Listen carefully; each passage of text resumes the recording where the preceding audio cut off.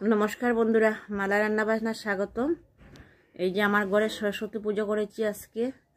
সকালবেলা খুব অল্প সময় ছিল, তো 10টা 9টা 58 পর্যন্ত, তাই খুব সকালবেলা কুয়াশা পড়েছে, ঠান্ডা অনেক।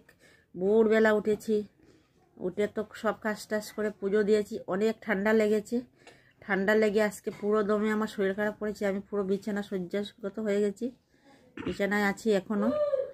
আর এই যে সাজাইনি, সাজাতে পারিনি কিচ্ছু, কাপড় টাপড় দিয়ে। অন্যবার আমি সাজিয়ে টাজিয়ে করি, এবার আমার সাজানো হয়নি, কারণ আমার শরীর একদম ভালো না। আমি কালকে বাড়িতে এসেছি, আস্তে আস্তে লেট হয়ে গেছে, আর পারিনি কিছুই করতে। তাই এরকম করে আমি একটু দিয়েছি গড়ে, যেরকম আমার সামর্থ্য অনুযায়ী আমি পুজো দিয়েছি। এই যে বইগুলো আমি নিজের হাতেই পুজো করি। আমরা পুরোহিত দিয়ে পুজো করি না, আমরা গোসাই দিয়ে পুজো করাই, কিন্তু গোসাই তো আনতে পারিনি, তাই আমি এমনি আমি নিজে নিজে করে নিয়েছি পুজো। আর স্কুলে তো ওরা গেছেই, অঞ্জলি নিয়েছে, পুজো হয়েছে, খিচুড়ি খেয়েছে, ওরা স্কুলে সব কিছু করেছে। আর আমার শরীরটা খুব খারাপ করেছে, এখনও আমি বিছানায় আছি, ভালো লাগছে না, অনেক ঠান্ডা লেগেছে, তো তাই আমার কীরকম করছে শরীরটা। বসে আছি, তাই অনেক দিন ধরে তো ভিডিও হচ্ছে না। এখন ভাবলাম যে আপনাদের সাথে অল্প শেয়ার করি আজকে সরস্বতী পুজো। আগে আমার ছেলে মেয়ের জন্য আমি এরকম করেই পূজা করতাম, এখন আমার নাতি নাতনি ওদের জন্য করি। আর এই যে আমার নাতি বসে আছে আমার সামনে। আমার কিচ্ছু হলে ওদের খুব মন খারাপ হয় যে আমি সারাদিন কেন বিছানায়।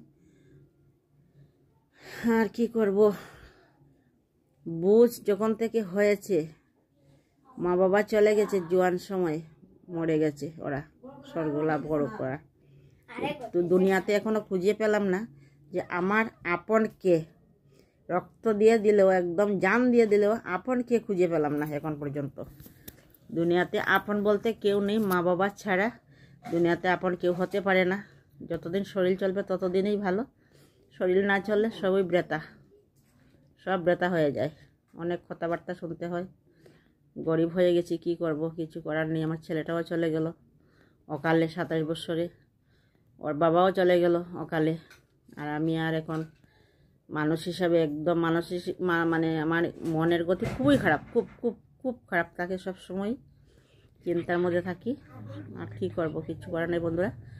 Bye bye, tata. অবশ্যই আপনারা আমার পাশে থাকবেন, লাইক কমেন্ট শেয়ার করবে, আমার নাতি নাতনিদের একটা আশীর্বাদ করবে, যেন ওরা লেখাপড়া ভালো হয়, নিজের পায়ে দাঁড়াতে পারে, কিছু একটা করতে পারে।